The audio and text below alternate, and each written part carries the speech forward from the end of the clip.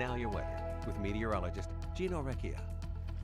Well, looking at the high temperature map across the Midwest, you can see that there was some type of weather system because temperatures soared up into the mid 70s in Fargo, yet we were only in the lower 60s in Green Bay. There's a warp front moving northward. However, we're not going to be tapping much into that. And matter of fact, what we will be tapping into later on this week is some cooler air that's going to move in from Canada. We'll be talking about highs into the mid and upper 40s and some overnight lows down into the upper 20s and lower 30s. So the frost and freeze conditions will be returning.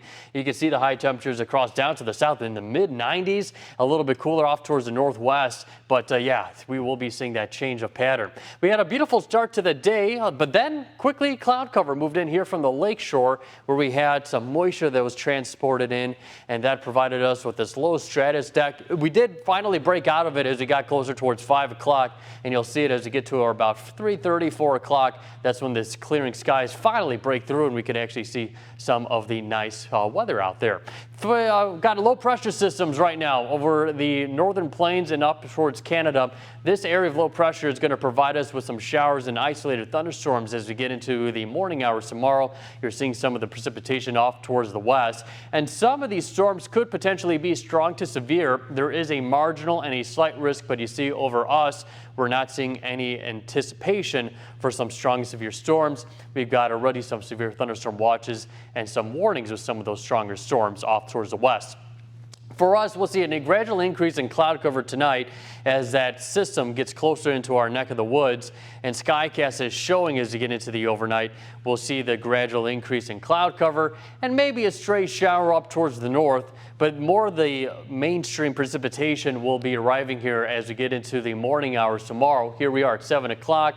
The rain knocking on our doorstep, and this line of rainfall and embedded thunderstorms will move in during the late morning commute, and then eventually as that cold front moves out of here by the, I'd say, mid-afternoon hours, quickly turning into mostly clear skies. Now afterwards, it looks like it'll be an on and off mix of sun and clouds during the day on Tuesday, maybe even a sprinkle as well. Rainfall totals will be about 1/4 of an inch to perhaps upwards of a 1/2 inch, maybe even some localized higher totals if we get under some of those heavier downpours with some embedded thunderstorms.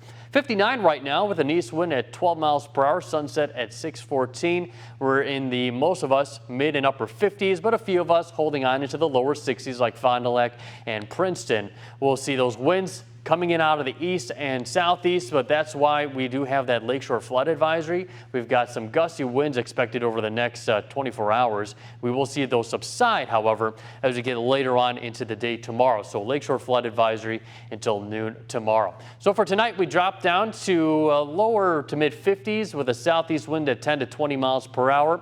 Tomorrow we'll climb up to a high of 62. Winds initially out of the south, but then they'll turn out of the northwest 10 to 20.